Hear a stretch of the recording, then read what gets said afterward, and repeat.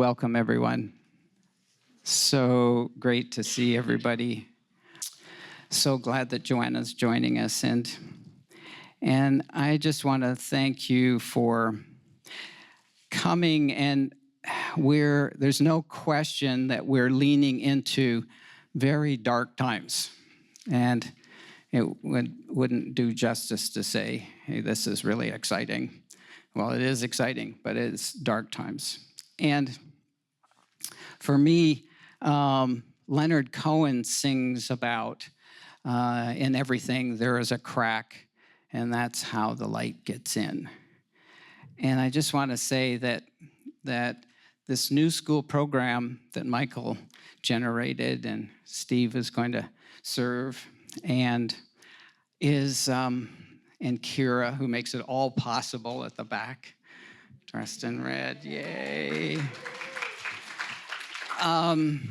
Is one of those portals, one of those cracks, one of those windows that opens in our challenging time to let the thought leaders in, to let their light shine in all the work that they do in all the areas, diverse areas. And I don't know how we would move forward without that. That light is really the medicine, the hope, as we move to generate the vision of the world we'd like to have. And that light is so important. So thank you. My name is James. I'm the co-director of Regenerative Design Institute, and we've been the stewards in the garden for the last 14 years.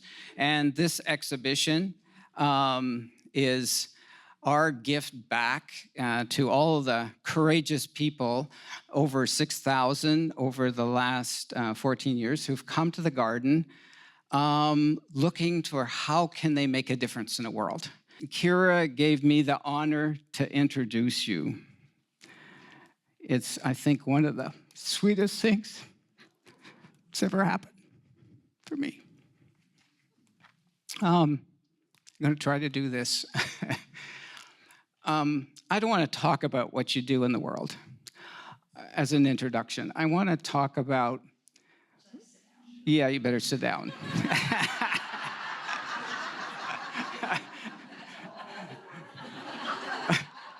This won't hurt. Like so many of us, but I'm going to speak for myself, that what Penny and I have been doing in the garden, and so many of us, we do it. We have ridden the wave of light that you are in the world and inspire us. When thoughts and words just don't work right now, because what I'm present to is when I'm doing and having challenging times or whatever I'm involved in service, I feel your light in my heart. And I don't think I could have done the work that I've done in the world so far without the inspiration that you are. And for so many, and on behalf of all those, I want to express deep, deep gratitude. And symbolized in this.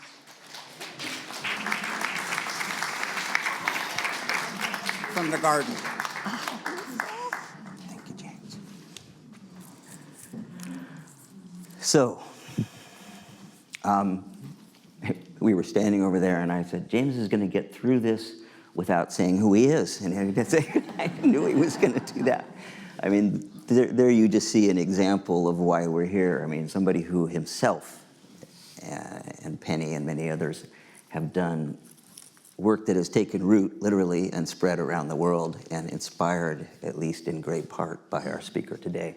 The only other logistical thing I need to say before we really get started is the only part of all these programs that I don't like, and that's about money. It's the last taboo in the world. People go on TV and talk about their sex lives and their everything else, But if you ask somebody, how much money do you have, it's like a no-no. But this But wouldn't you rather hear about his sex life? was it?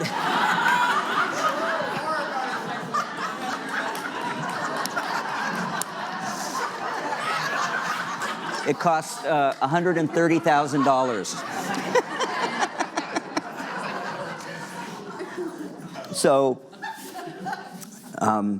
where was I? Money.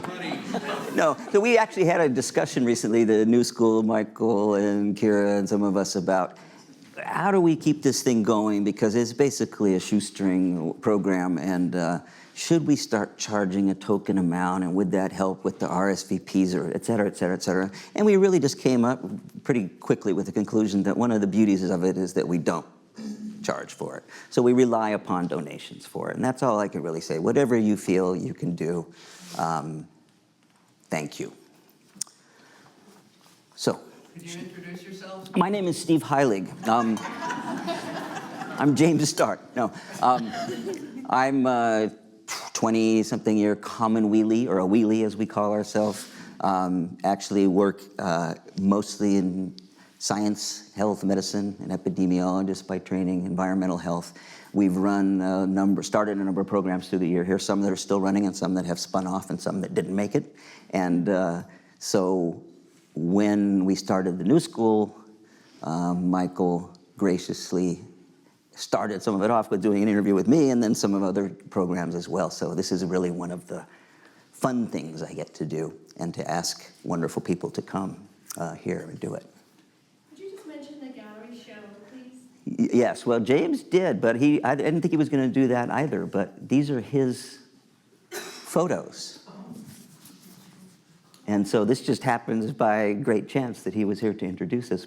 And as he mentioned, that by another great chance, one of them includes her. And so the RGI, the Design Institute, it's all over the place, but it's right in a canyon right up here, just past the turnoff where you came down to Commonweal. Okay, let's start with just kind of come together here.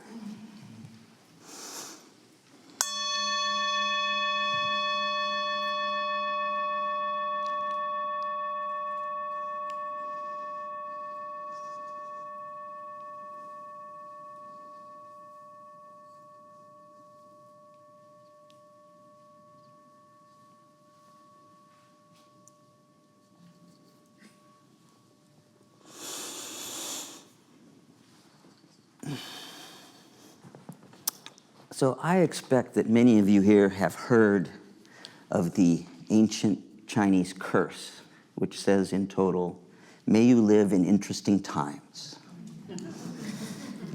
And if you look at history, all times have been interesting and challenging around the world. But we're in something different now. Some people, scientists, et cetera, have called it the Anthropocene. It's where we're finally at a point where human activity is the biggest influence on our planet. About 200 years or so now, probably, depending on how you measure it. Two huge dynamics have happened: the Industrial Revolution and the human population explosion. You put those two together, we've got some ahistorical problems. And like I say, there's always been problems, but now we have it where it is threatening collapse in various ways. And you could name off the list, you all know them, I'm sure. Climate and epidemics, nuclear issues. Now we have the threat of a cyber meltdown of some kind. Food collapse, which is happening. And the interesting thing, in just recent year or so in particular, there have been a number of big reports that have noted that actually more people are doing better on the planet than ever before. And that is actually true. But the problem is there's so many people that more people are also doing worse than before. And the other issue is that the sustainability of all this for our biological systems. And of course, we have now, like never before, the threat and the already felt impact of climate change. In the last 50 years, many people have started to speak and write about this. I get a lot of my touchstone and wisdom from songs, and one that plays in my head all the time was from our poet laureate, Nobel Prize winner, that just says, "A hard rain is going to fall." One of our more local poet laureates, Lawrence Ferlinghetti, more recently said it much more succinctly. He had a book that the title was, "Wake Up, the World is on Fire." So what happens when you wake up is the issue for today, or part of it. What does it mean to really feel what is coming and what is already happening? One of the terms that people have used is ecological grief. The feeling that there is so much suffering going on that is being caused by our impact on our planet, our environment. You may have read just recently, there was a really striking, shocking case really of a man, an attorney actually, who self-immolated, who burned himself, citing ecological grief and climate change. Of course, there may have been other issues there, but it certainly was extreme, and it reminded me so much of some of the earliest striking memories I had of Vietnamese monks doing that to protest the Vietnam War, Tibetan monks doing that to protest the Chinese occupation and so forth.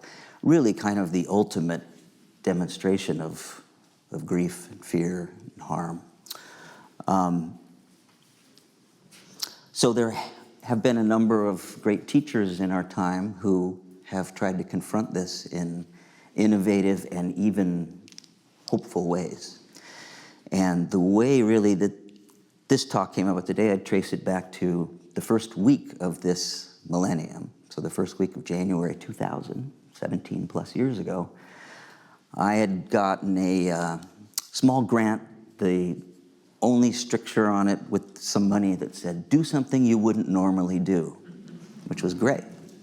But I couldn't really think. I do whatever I want most of the time. So one of the things that I saw an announcement at Spirit Rock Meditation Center, a couple canyons over here, for a 6-day, I believe it was 5 nights and 6 days, with Joanna Macy and Wes Scoop-Nisker, some of you know, called World as Lover, World as Self, Confronting the Environmental Catastrophe.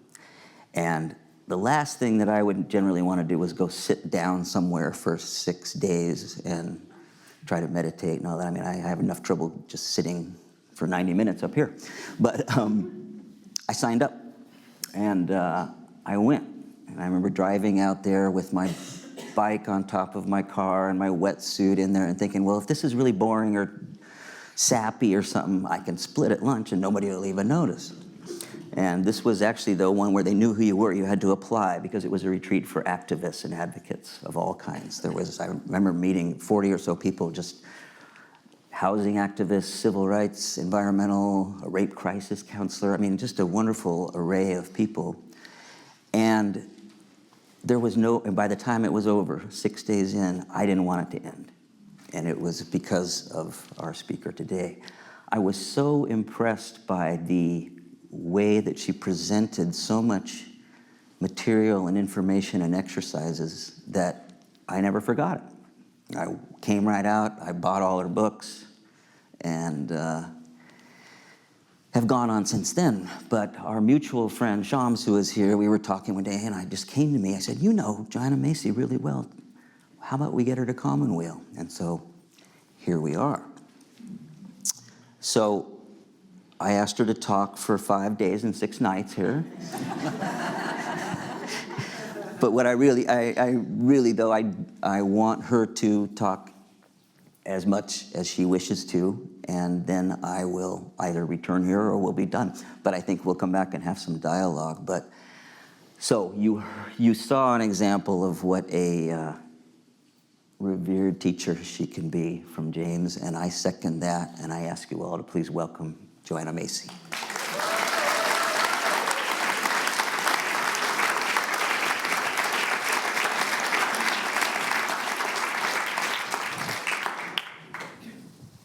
I am sitting here remembering being in this very room, and I think it was about 15 years ago, but I'm not sure, doing a workshop in this work that Reconnects. So it's highly experiential, and we were experiencing here. There were about 50 people, And it was a 2.5-day, 3 weekend. And I'm there was groups, there were people who were sobbing. There were people who were shouting. There were people who were beating pillows. And then there were people who were fascinated, sharing with each other their deepest feelings and their deepest or highest aspirations of what they wanted to do with their lives for the sake of life on earth. But that passion with which they said that and with which they were supporting each other on our final day had a lot to do with the crying and storming that was happening in the morning of the first day. So I never thought I'd see this room with people sitting so ordinarily and quietly and shutting up, which, now my mother told me for many years of my growing up, if you can't say something nice, don't say anything at all. And she would be, I guess she has been spinning in her grave at what her child has been fomenting over the last, actually it's been almost 40 years. And that what the wisdom of our grief and outrage, what brought me to believe in that and bet on that and give thanks for that and find ever new revelations of that, of what the grief and outrage, the doors it blasts open to wider dimensions of our being and of our intellect and of our knowledge. So I could tell a little story about how it began. I was going to be gone back to graduate school in my 40s, having had encounters with Tibetan Buddhism when we were with the Peace Corps in India, in northern India, with refugees coming over, and the effect on me, and then of finding not only the quality of presence that these people in all their hardship were manifesting, but the teachings, the worldview. So I pretty soon made up, as soon as the kids are at least into high school, I'm going to go back to graduate school, and I did in my 40s. And I would be, to this day, I'm sure, a brilliant professor, but I didn't end up there at all. What happened?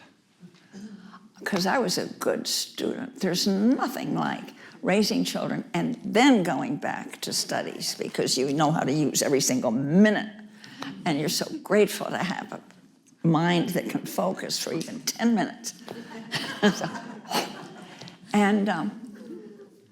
But my son, who is now working in San Francisco at the Department of Environment, he came back from his freshman year in college and said, "Mom, you might be interested in this paper I wrote." "Oh, I'm sure I would." And I opened up his paper and began to read it dutifully, and it changed my life. It was a paper on the thermal pollution from nuclear reactors. I mean, it wasn't even the radioactive pollution. And I said, "Jack, this can't be true. If this is true, people would be out on the streets, and certainly the aquatic biologists and the sports fishermen and commercial fishermen, nobody put up with this." I found it was true, but I couldn't stop thinking about it. So pretty soon, I was with him taking part in things like occupying a nuclear reactor as it was being built, doing some kind of frontline civil disobedience. And I I thought, wow, I'll get back to teaching soon. But that wasn't the end of the path. Then I found that in order to understand it better, I took part in a people's lawsuit against a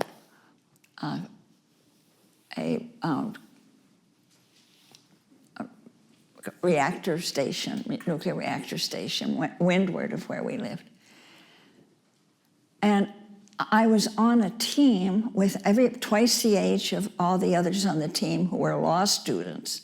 And I wasn't as quick or as smart as they. So they said, you just go look. You do the research on health, and we'll handle the strategy. So I dutifully went off, and it was like the top of my head went off. We are literally doing this, we as a culture.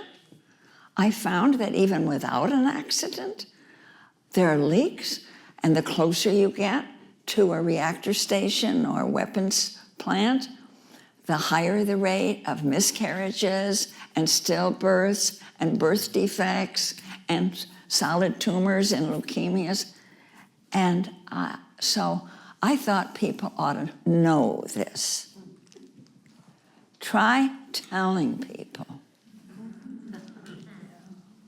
Try bringing it up at a dinner party.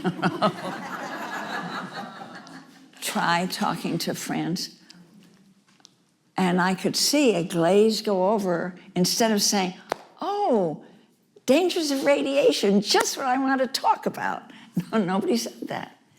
And so I thought, how are we going to, as a people, confront the dangers that we ourselves as a nation are creating? And then it was that I noticed that organizations, environmental organizations, peace organizations, were all hammering at people, trying to scold or scare the public into action, as if people didn't care. Well, I thought, but people do care. What is this? People are thinking that that must be it. There's the people are so apathetic. It was about that time my daughter came home from high school, and she had a riddle. Mom, what's the difference between ignorance and indifference? And so I very seriously said, well, you know, and then she just shrugged her shoulders and she said, I don't know and I don't care.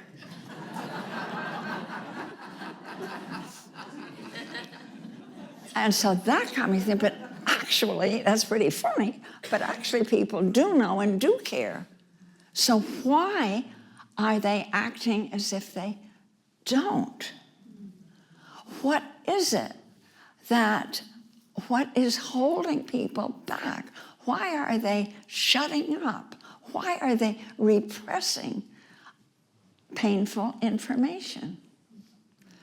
And that's when I started to experiment. I started with a meditation class, as a matter of fact, that I was teaching.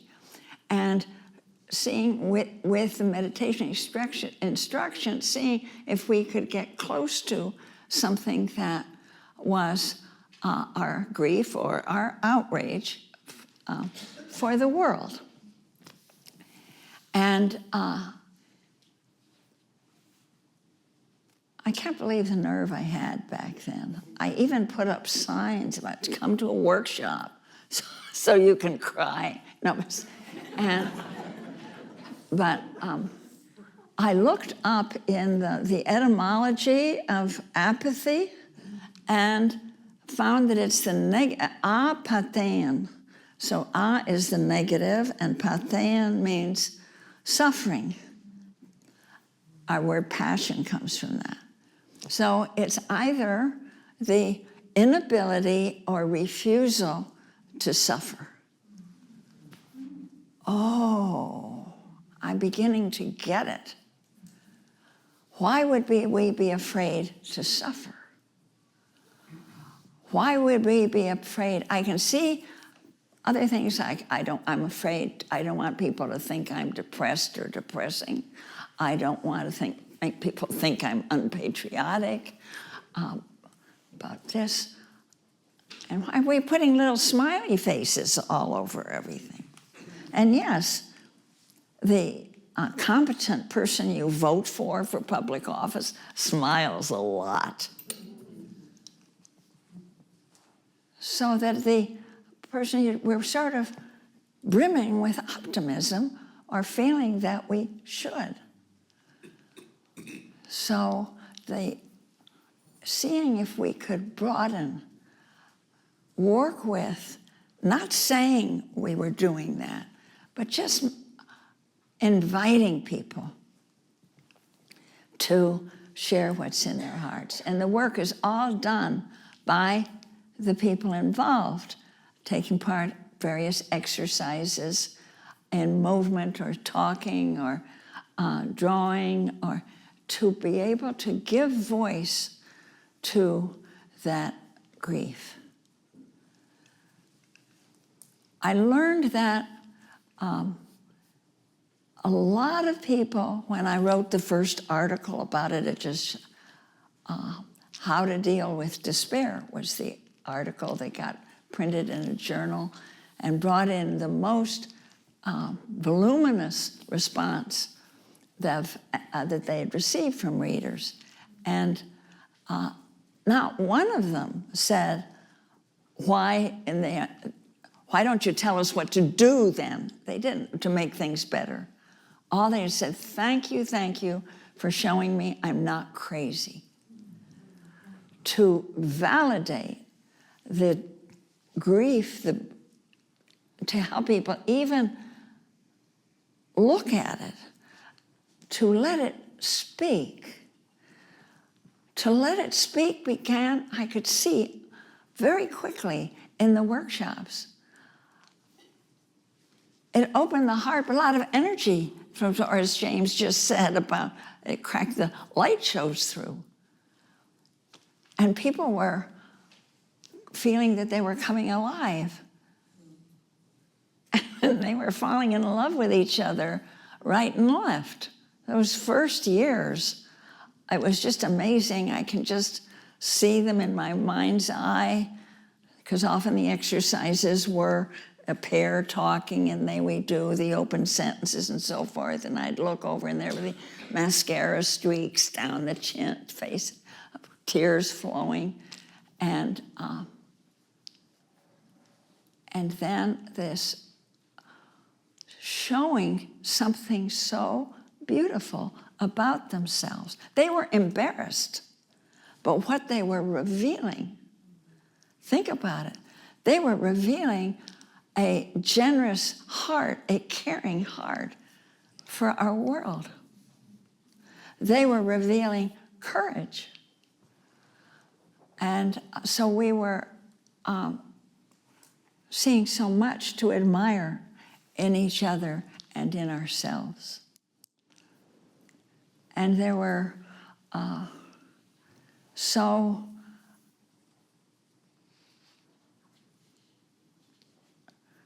people came to this, most artists, Quakers were the first. It's interesting, there's a spirituality and political.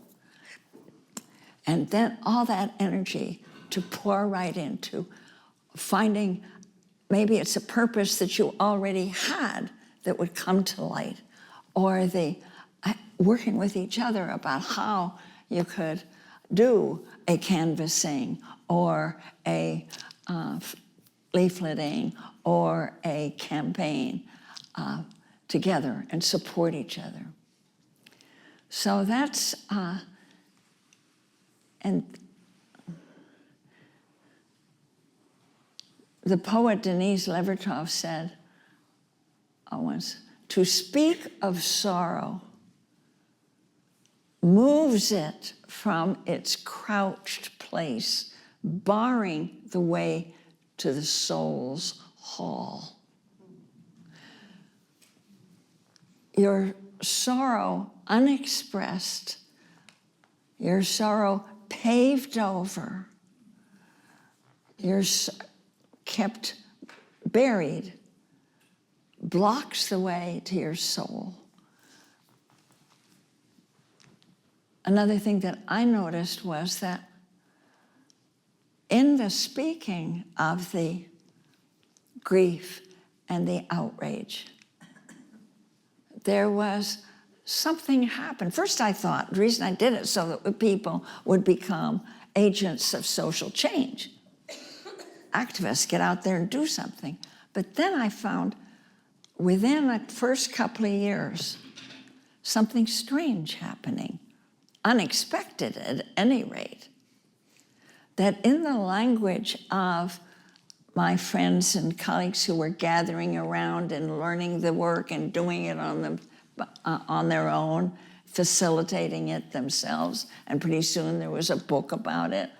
That was in '83, Despair and Personal Power in the Nuclear Age, that came out. And the work became known as despair and empowerment work. Anybody ever remember that early book?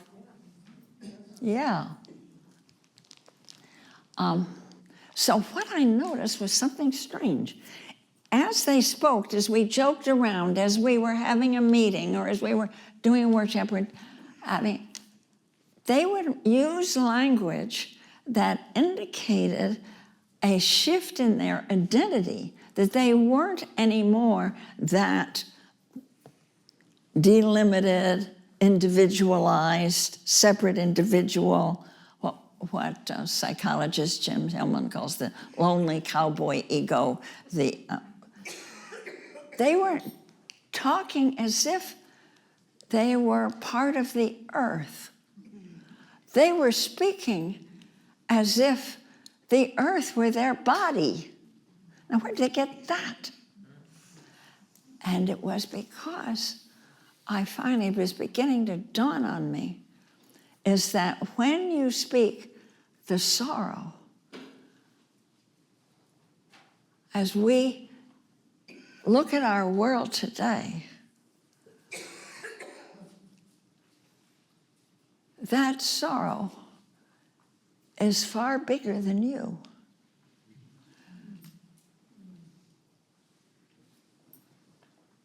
You are speaking the sorrow of others. And how do you know that the tears in your eyes or the rage in your chest and tightening your throat is yours, or is that perhaps of an Iraqi mother looking for her child in the rubble?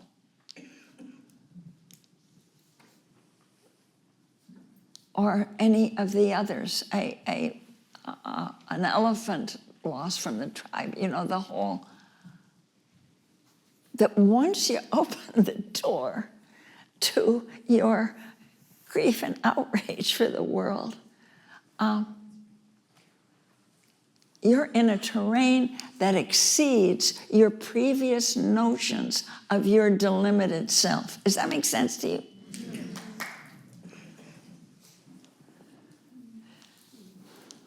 And this worked so consistently.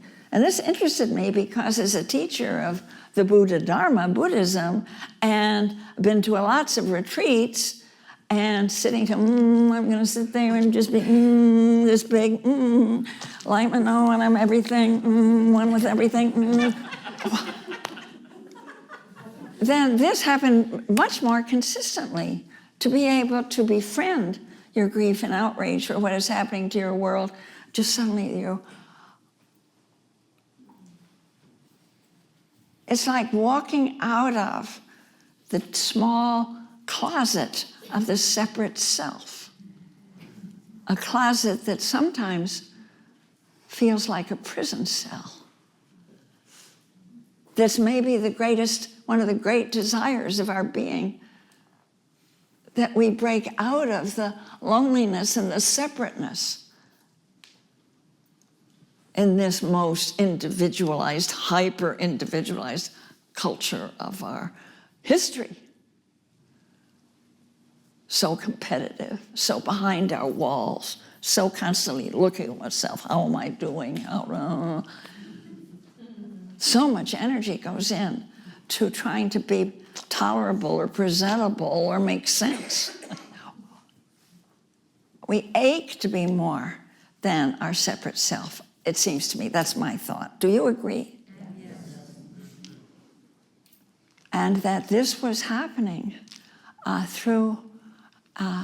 so I found myself saying to people, we have a very simple exercise, and you can do it yourself because all the work is now open source, and it's on the website, and it's in books, and what was at the beginning of that sentence? You do it. What? The exercise. You can do it yourself. You can do the work yourself. Oh, yeah. We aim to be more than our separate self. A simple exercise.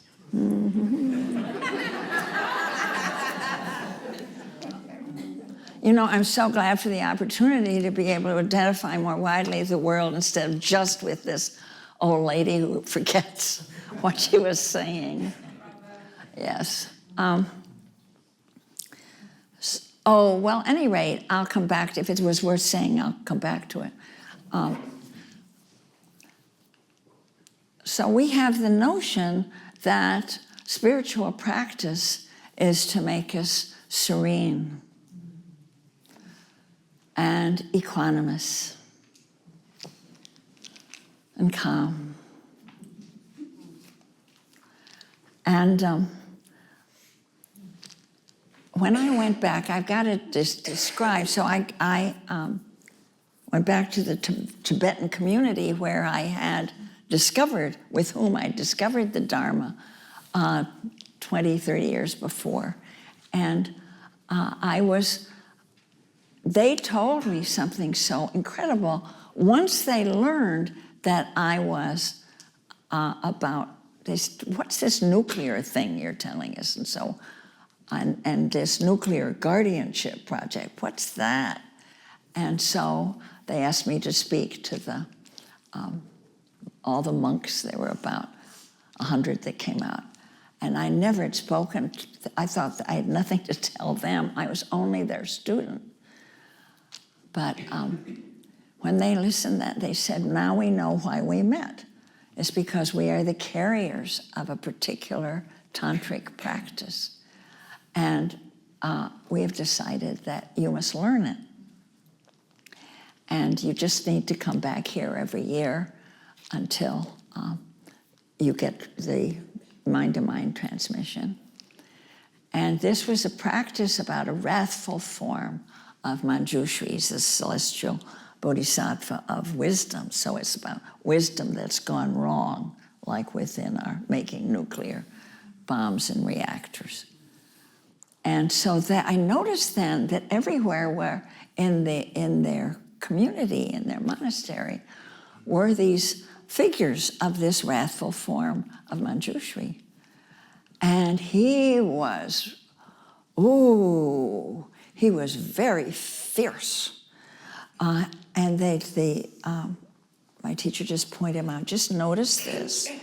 Notice the fangs. Notice that all's on fire in his eyebrows, in his hair. Notice the three heads. Notice the snakes, poisonous snakes draped around him. Notice the skulls draped around him and the freshly cut heads. Notice how, he said, oh, so angry, so angry. That anger straight from the heart of pure compassion. Straight from the heart of pure compassion. Because you dare to let yourself be upset and disturbed for the sake of others, for the sake of your world.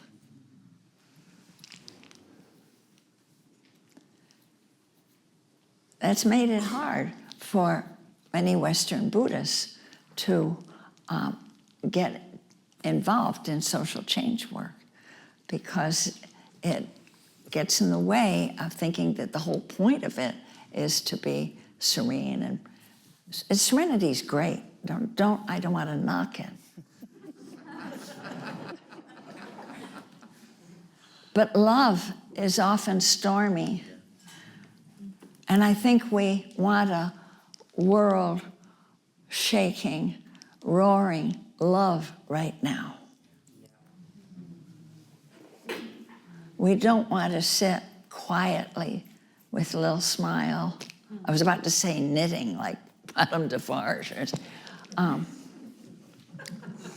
As the world contaminates and devours, and other people can self till there's almost nothing left.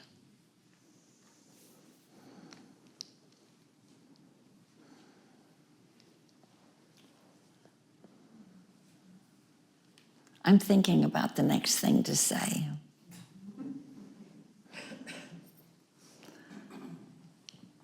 So I'll tell you about how the road we walk in this work.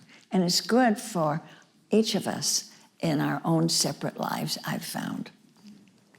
The path we walk in this, every time we do a workshop or we face some problem or want to tear our hair because of what's going on or what just got issued from the White House, is to this, it has 4 stations in it, and in that spiral, and you can keep going round and round it because it's different at each time you go round, but it has these 4 stations. You begin with gratitude. That showed up. That didn't show up at the beginning of this work. We went straight into it. Grief and outrage right off the bat.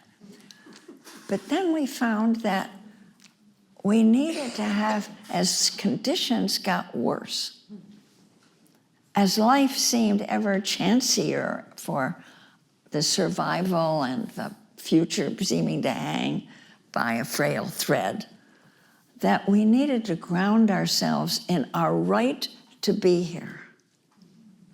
And nothing seemed to does that better than giving thanks.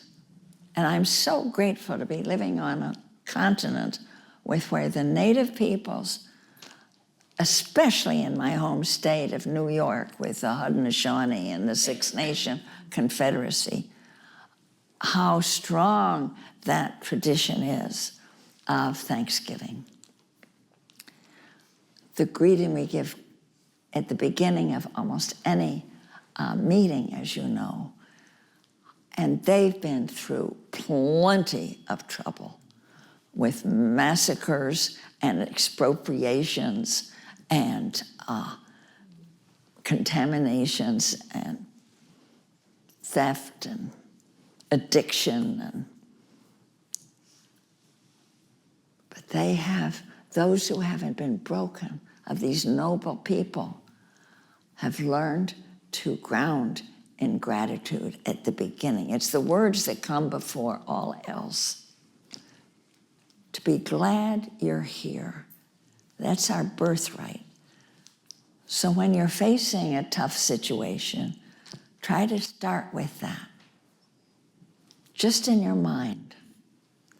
Or you can do it with a group and giving thanks for each other, giving thanks for our older brother, the sun, our grandmother moon, the waters, the fresh waters and the fish that clean the waters and all of that. That puts you into a quality of sturdy groundedness and dignity. Then we move toward letting the pain come in. Okay, this hurts. And I will let myself feel it, experience it, and express it. Even if just in writing or in drawing something or to another as we do. Our culture does just the opposite. So this is the point where it's the most countercultural.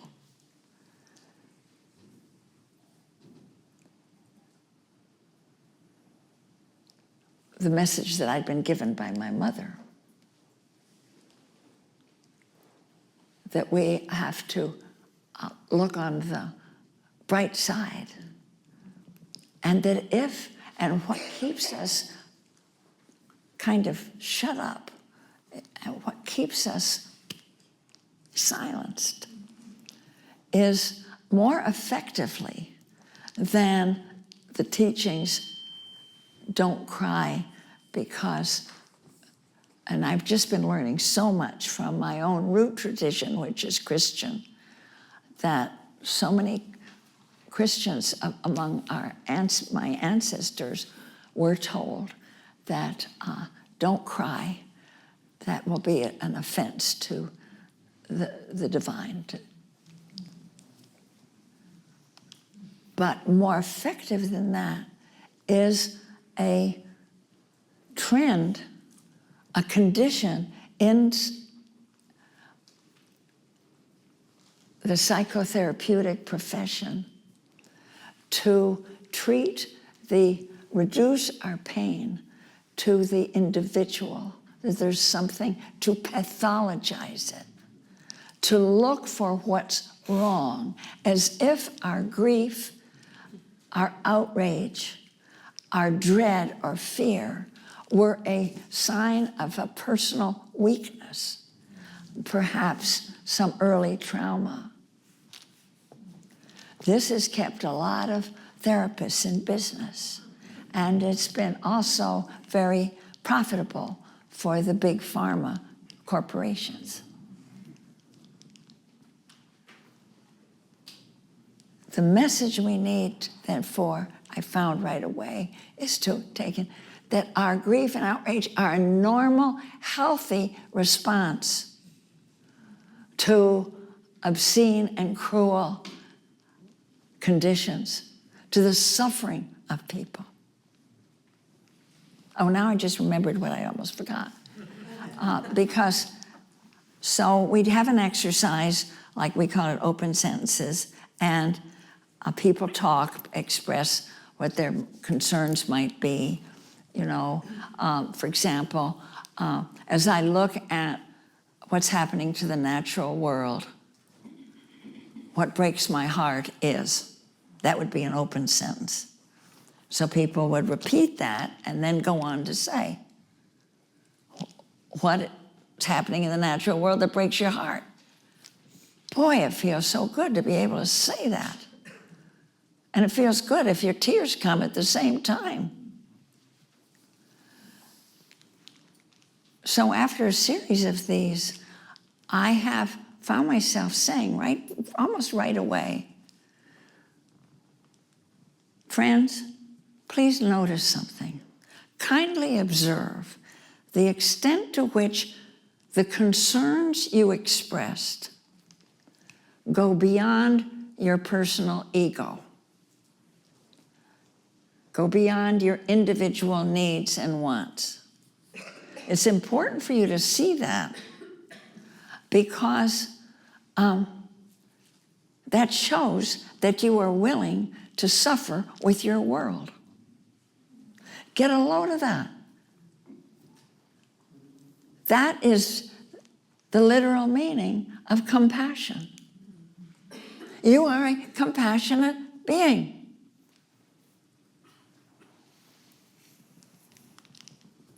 And the world needs that. So we need to just move ourselves off the dime about just conceiving ourselves as in a straitjacket, limited only to what is self-referential. As that happens, I already mentioned that I noticed right from the start, people were talking as if they were speaking for the earth in some ways. And so we opened up to a new fields, new ways of experiencing our interexistence. And there are many of them. We belong to each other.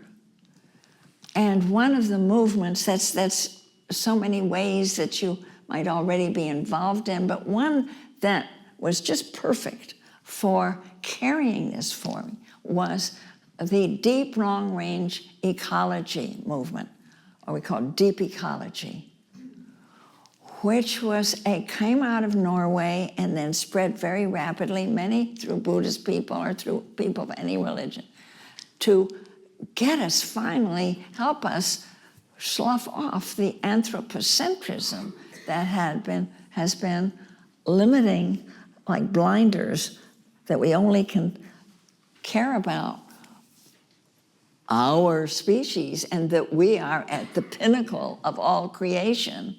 And everything is for, even our environmental work is for the benefit and profit of the humans. Clean up this river for that, we get our own for the humans.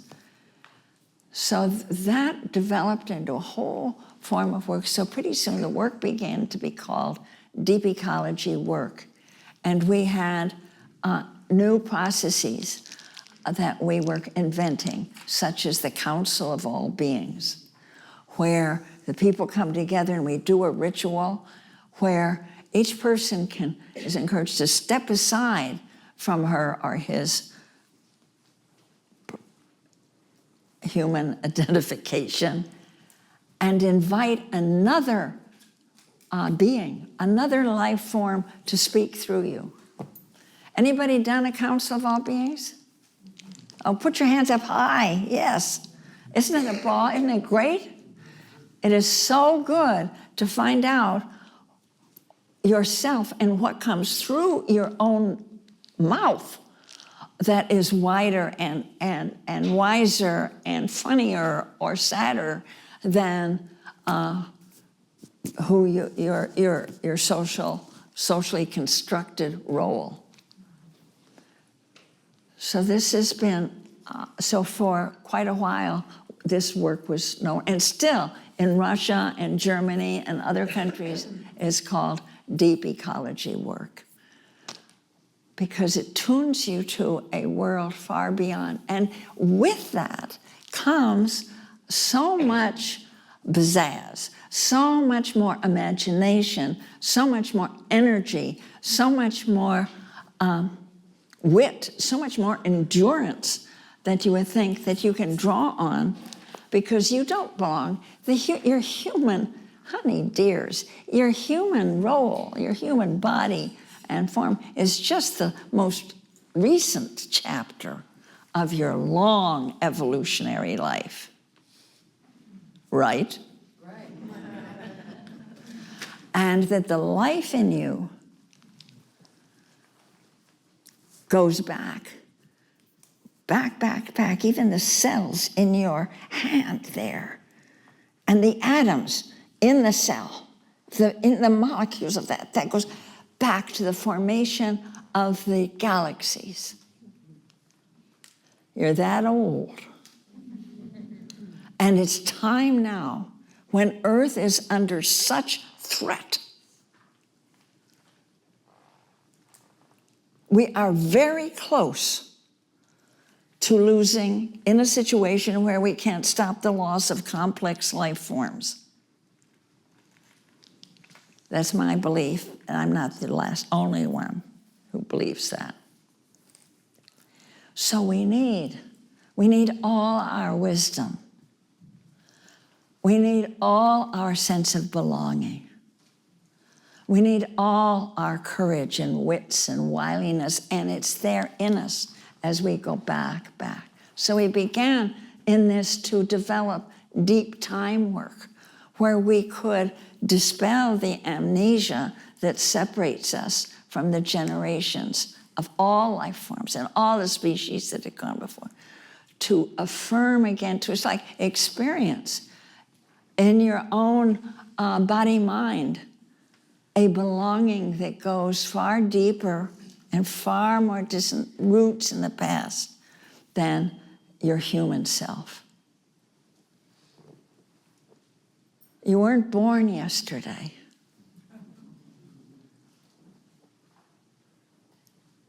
In your mother's womb, you remembered the whole thing. How you had fins, how you had a tail. We remember that. And then right up, and there you are, you're born a human, just this is the latest form. This gives talk about imagination and endurance. That's great for that. So we have deep time work, deep ecology work that expands our sense of who we are and helps us when you have it helps you be so glad to be part of this show. So glad that at times I think of in other Buddha fields and other planets, boy, they're counting exoplanets now in the billions. The word gets out what's happening on planet Earth. Oh boy, they're about to blow it. And I have the feeling that people are just lining up to be here. Because we're in a situation where everything we ever knew or dreamt we wanted in terms of courage and our connectedness is called for. So I actually, and maybe you are too, very grateful to be alive at this time on this planet. How am I doing on time? I wanted to tell you a prophecy. And then the fourth part of the spiral is going forth, where you remember the key things you'd learned in the other stations, and you make plans together for what you want to do with this wild and precious life, or even for this next week. Or it could be something you were already doing, but a new, fresh approach to it. So I mentioned, now I'm going to stop after this, and then we'll open it up to questions. I'm going to, I mentioned the Tibetan community that gave me the practice of the poison, molten iron, Buddha phase for radioactivity. That was the way they had foreseen that this challenge, and even foreseen that the capacity to break open the kernel, the nucleus of the atom, where the protons and the neutrons are held together by the strongest binding power in the universe. There's strong binding power and weaker, and there's gravitation and electromagnetism. Those are the four energies. But this is the strongest. It's like the glue which holds the universe together. And in the middle of the 20th century, under the pressure of war, our human scientists managed to break that open, release that strongest binding power. And it's made us kind of crazy. And it's made us feel that there's no glue left holding the world together on a kind of deep, wordless sense. And so when I went back to visit, when I get a chance, sometimes it's just once a decade, but this was, Ronald Reagan had just been elected, 1980. And they wanted me to hear a prophecy. And so I'm going to tell it to you, because it's been such help to me. It's a prophecy about us. The very fact that you came and walked to this, in the door of this place, and sat here shows that you are ready to hear this. And some of you already have, who've worked with me before. Now, when I tell you this, I want you to know that it's 12 centuries old. It was part of the Kalachakra Tantra. And, and I don't know Tibetan, but I was given to me in Dugu Chugel Rinpoche's English. And you will hear the word, the chief actor in it. It's about the coming of the kingdom of Shambhala. And you will hear people called the Shambhala warrior. And you will know, especially if you've been in Buddhist practice, that this is a metaphor for the Bodhisattva. Now, the Bodhisattva is sort of the hero figure in the Buddhist path tradition. It's the one with a boundless heart, the one with a boundless kind of broken heart, with compassion for all. The one who so loves this world that even when she or he has reached the gates of nirvana and pass into enlightenment, turns around and comes back again and again, because their intention is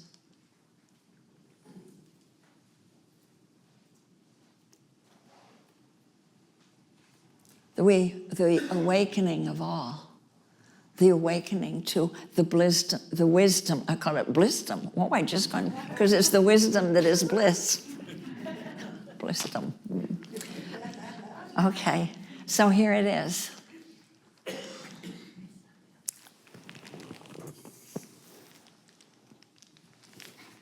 I wanted to bring them. There.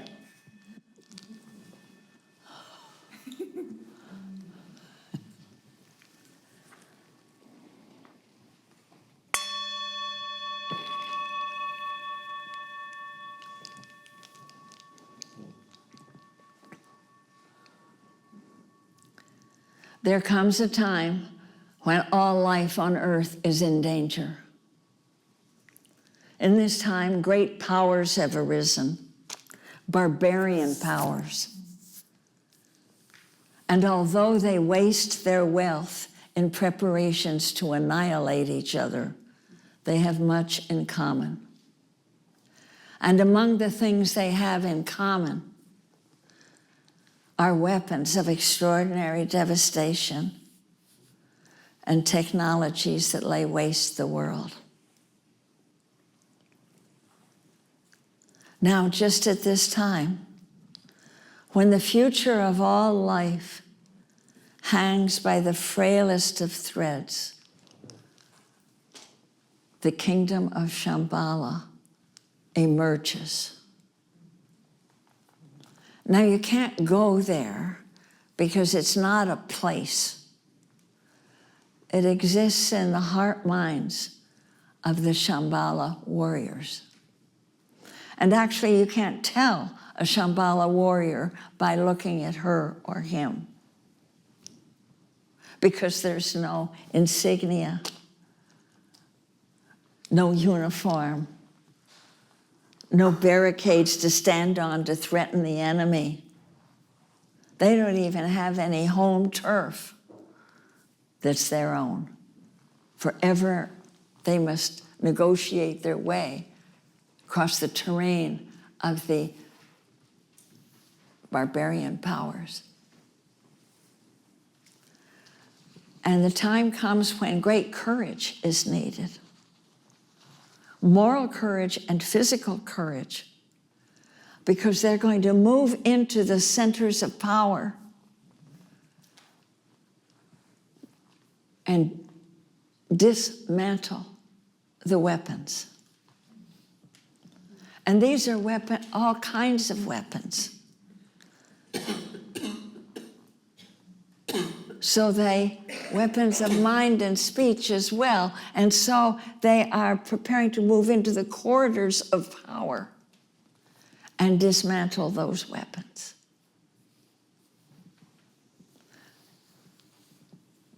And now he said, Rinpoche said, Joanna, mark this. The Shambhala warriors know that these weapons can be dismantled. Why? Because they are manomaya. That means mind-made. They are made by the human mind. They can be unmade by the human mind. Because the dangers that are threatening us now are not coming at us from some evil extraterrestrial force, nor from a savage, punishing deity, nor even from some unalterable, preordained fate. They arise out of our habits, out of our fears and loathing, out of our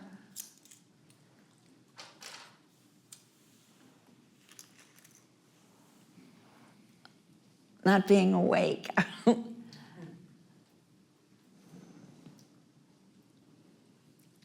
They are made by the human mind. They can be unmade by the human mind. And so now he said, now is the time they go into training. The Shambhala warriors. You can imagine how do they train? And he said they train in the use of 2 weapons. That's the word he used. What are they? I asked. And he held up his hands the way the lamas hold the ritual objects in the great lama dances of his people. And he said, one is compassion, and the other is insight into the interdependence of all life forms. Interexistence, indeed. And you need both. You need the compassion because it provides the fuel to move you out to do what you need to do.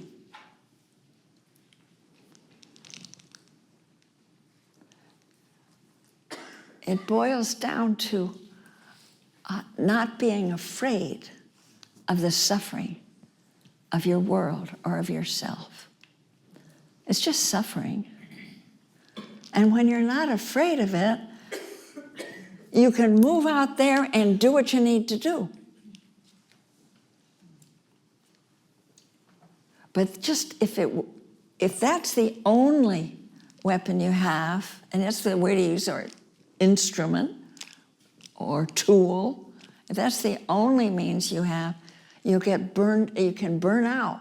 It gets very hot. So you need the other, that insight and the radical interdetermination of all life forms.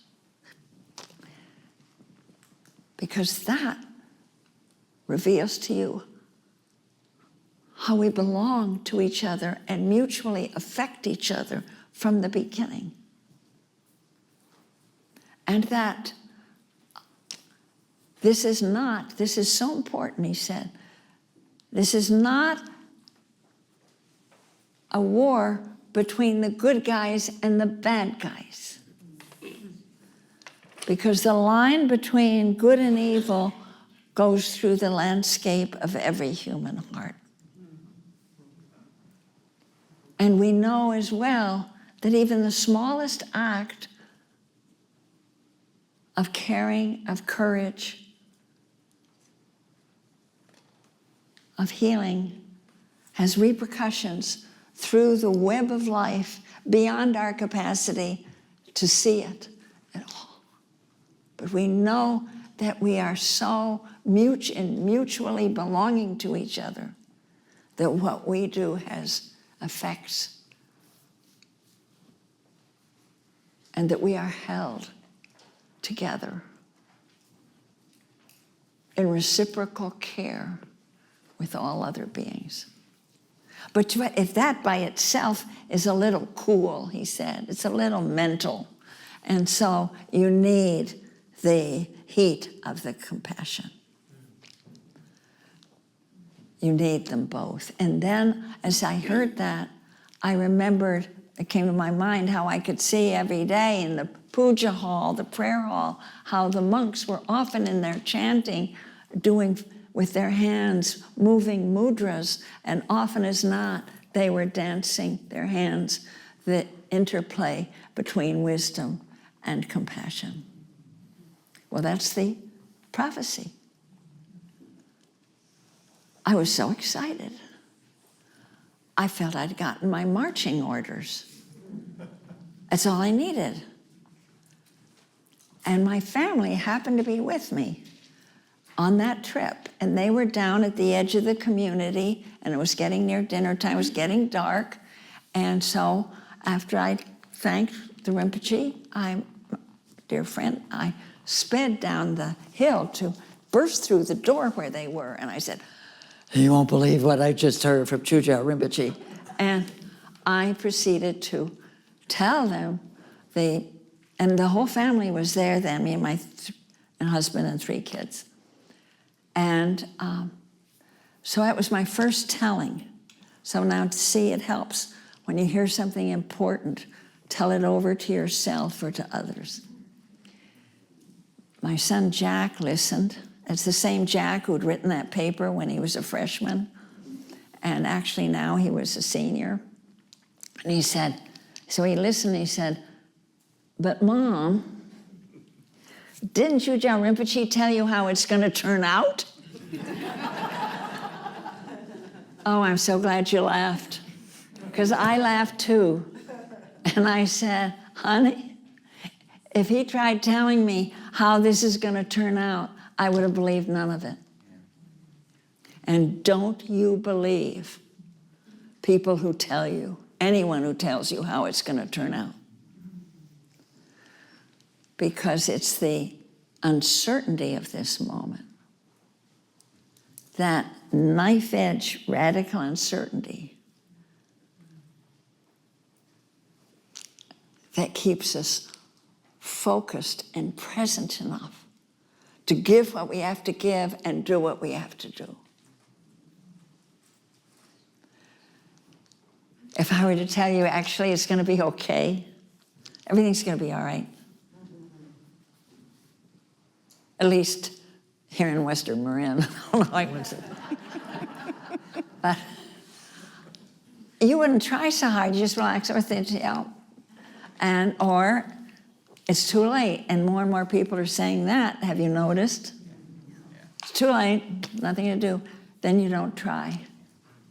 But it's not too late because we're here. And because each act you task has unpredictable results, emergent properties, as they say, in systems thinking. So just stay present and grateful for every minute. And I'm grateful for your listening. Thank you.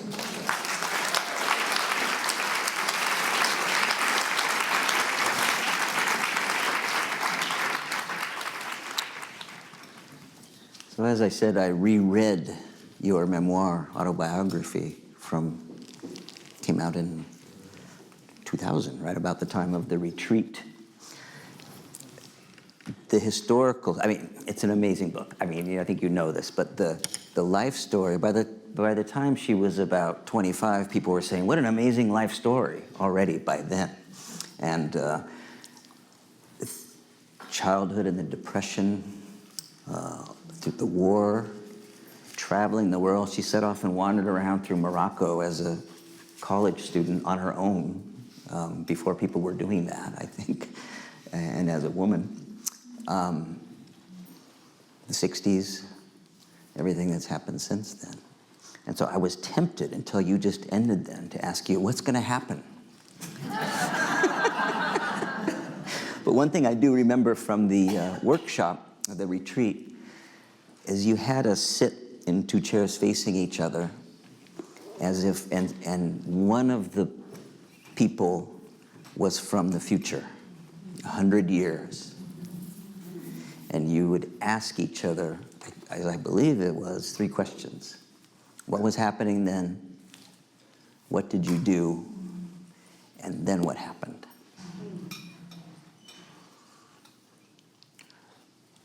So given what you just said, I don't want to ask him, I'm going to ask it anyway. 100 years from now,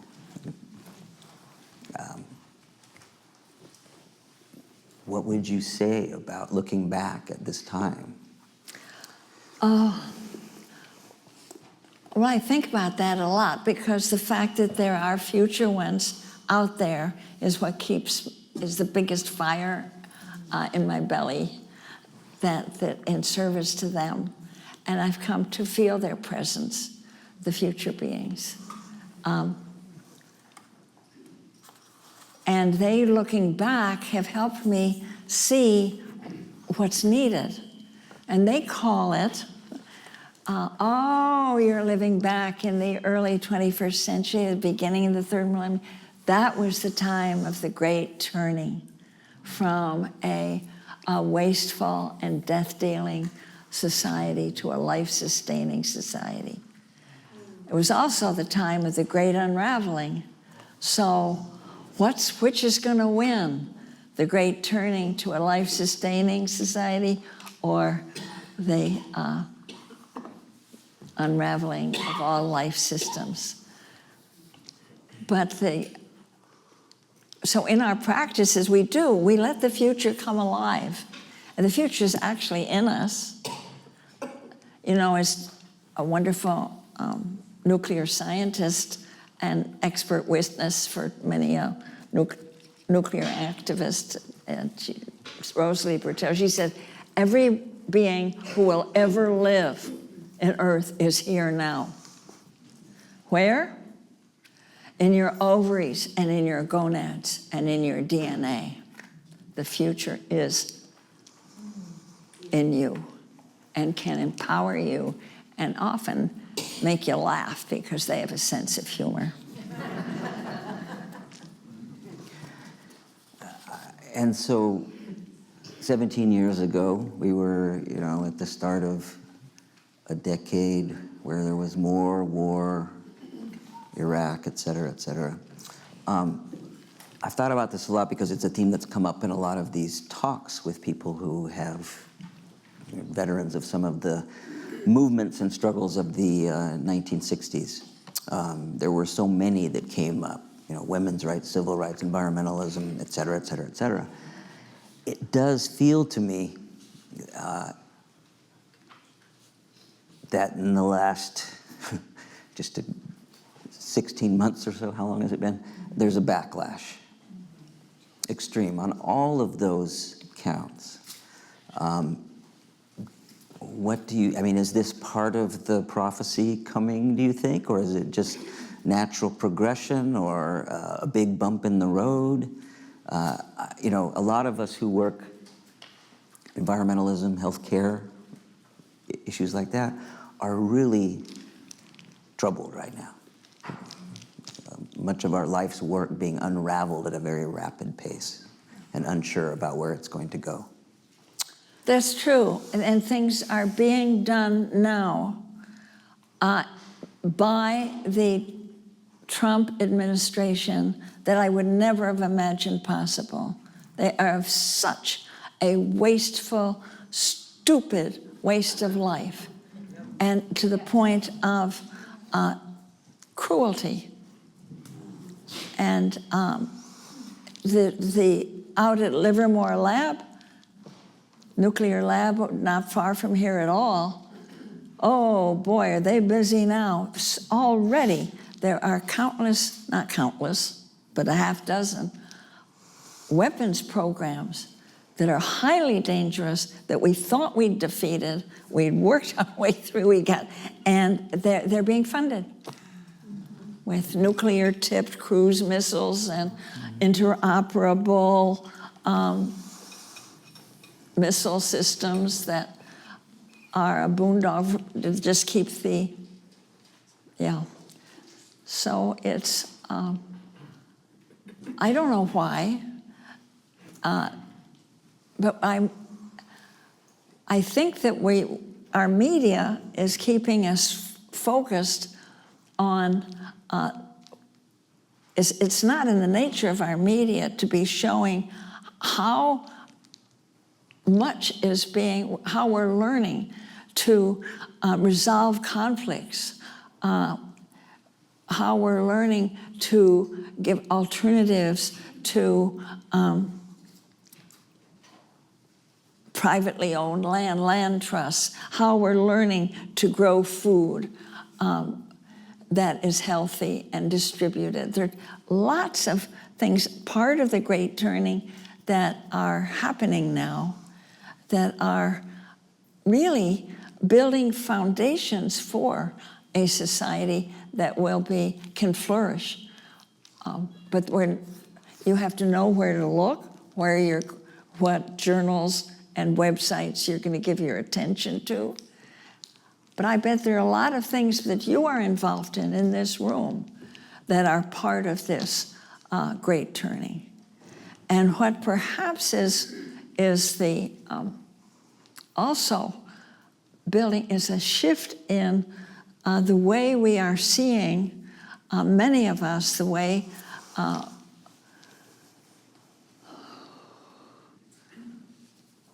we are comprehending our capacities interactively for healing, and many of them being shared here at this institution,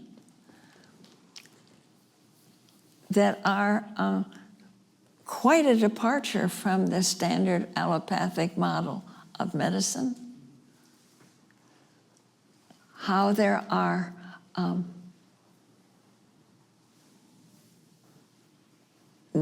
more and more opening to a sense of an identification with the planet. I'm about to say herself. I used to try not to over-feminize the planet because of when you think of Mother Earth and how that can be an invitation to just rape and plunder some more. I see a huge shift in some of the building blocks of awareness. And my only hope, that's what I'm working in. And it's,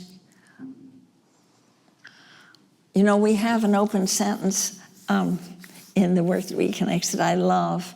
And so you answer this in your mind. I'll give you the three first.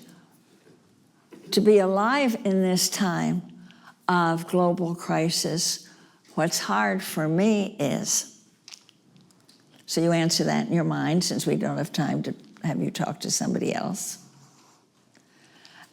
And so then that's good. Let's just talk about, I'm tired of the corrosive, I'm angry all the time, I get so discouraged, and now the second question.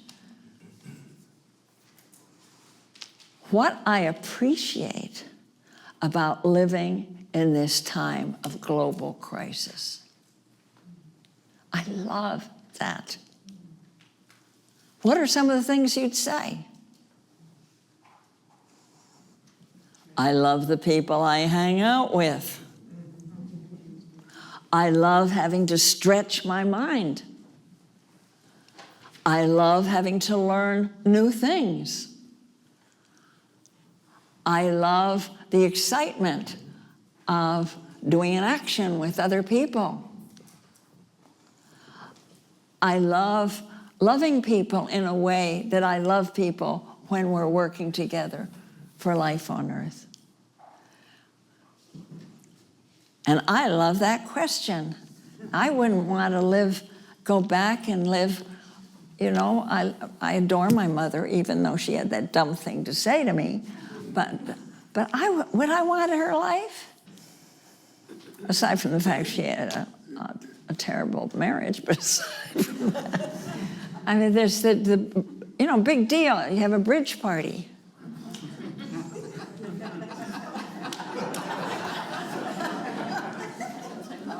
Each one of us now is asked to be a planetary hero. I'm not kidding. You know it. You know it in your heart. You're asked to show up in a way that you probably never would have expected. And it's there for you when you open your eyes. Yeah. Was You it were saying? Three? Three questions? Was there one Oh, more? yeah. How can you forget that? Honestly, no. When I look at my life, I see that I am taking part in the great turning already and in these ways. So that's true. I know that you are, and you can just look at your life and see that.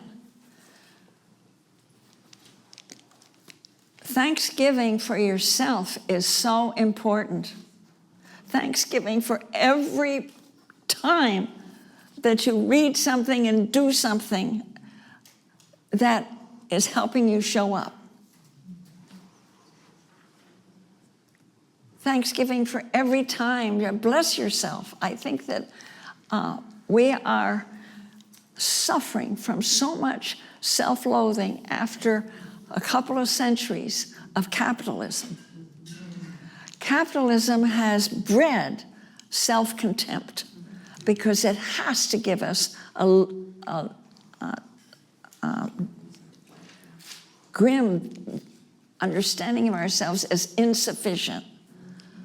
We don't have the right clothing, we don't smell right, we don't look right, we don't drive the right. The message has always been how far you have to go to be an adequate person. And you have to have this or that. So even though you say, oh, well, I don't care about, I drive an old jalopy myself, but it's very, very subtle thing, and it's hitting our kids. So this is a time for I'm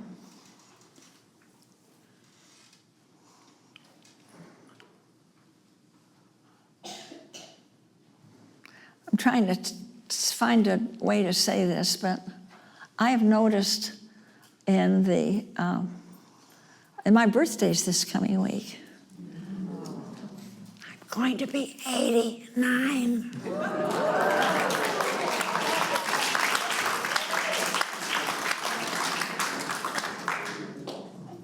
And I've noticed how the thing, it seems so hard. Sometimes it feels like my life's been for nothing, or that I can't stand anymore, because of what you see happening.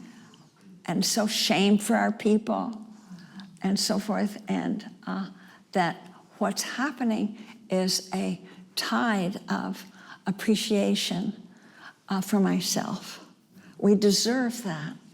And also to feel our earth loving us. And to feel your love for this incredible earth. As I'm leading up to my poem. It's time. It's time. And so the autobiography is called Widening Circles, which comes from a poem by Rilke that you found. Yeah. She's actually a translator of Rilke, one of the most respected translations, and you said you wanted to close with a poem. I don't even know if it's It's not that one. I did. But I have. But They're in there, though. Oh, you're so lucky. These are the best for keeping you going.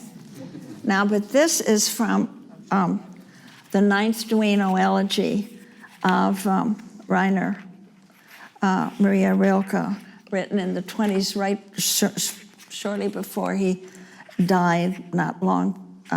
He was before he turned 50. And I just wanted, I think we're in such a crisis right now that our recognition that we are Earth can play a very important role for giving us stamina and self-appreciation and rest, a calm mind. There is nothing, no part of your body or mind that does not come from this planet. And the amazing thing is that we are in the generation that has learned from science, not just from indigenous religion who knew it all along, and mystics and poets, but from science that our planet is alive. It is a self-organizing system, a self-organizing body. It is our larger body. From the holographic point of view, the whole is in the part as well as the part within the whole. There's so much to tell us that now. This is going to, our recognition that we are entirely, our planet can play a role. This is my strong instinct now in helping us do what needs to be done and show up in ways that we need to show up. And we can do it, what's great is we can do it with a calm and glad mind, because whatever happens, we are already home.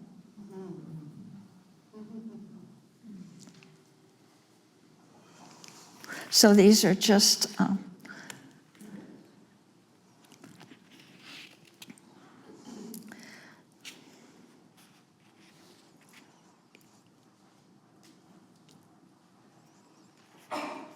why do we have to be human and keep running from the fate we long for? Oh, not because of such a thing as happiness, that fleeting gift before the loss begins. Not from curiosity or to exercise the heart, but because simply to be here is so much. And because what is here seems to need us, is vanishing, this vanishing world that concerns us strangely, us, the most vanishing of all. Once for each, only once and no more, and we too, just once, never again, but to have lived this once, to have been of earth, this cannot be taken from us. And so a hunger drives us. We want to contain it all in our naked hands, our brimming senses, our speechless hearts. We want to become it or offer it, but to whom? We would hold it forever. But after all, what can we keep? Not the beholding, slow to learn. Not anything that has happened here. Nothing. There are the hurts and always the hardships. And there's the long knowing of love. All of it unsayable.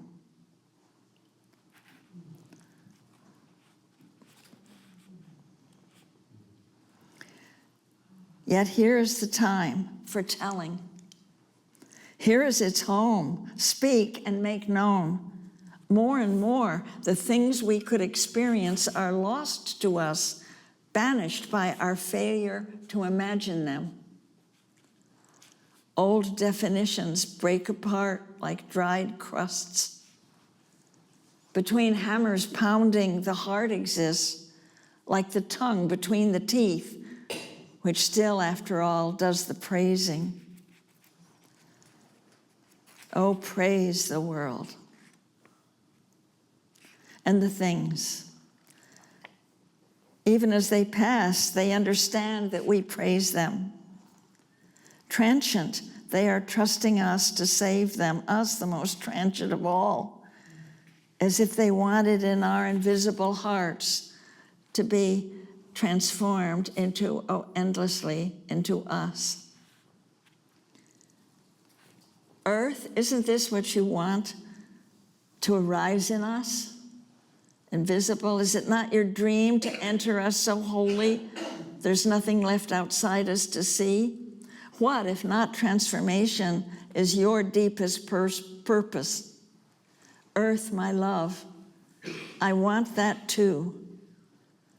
Believe me, no more of your springtimes are needed to win me over. Even one flower is more than enough. Before I was named, I belonged to you. I need no other law but yours, and know I can trust the death you will bring. See, I live. On what? Childhood and future are equally present. Sheer abundance of being floods my heart. Überzählichen Dasein entspringt in dir im Herzen. Joanna Macy, thank you.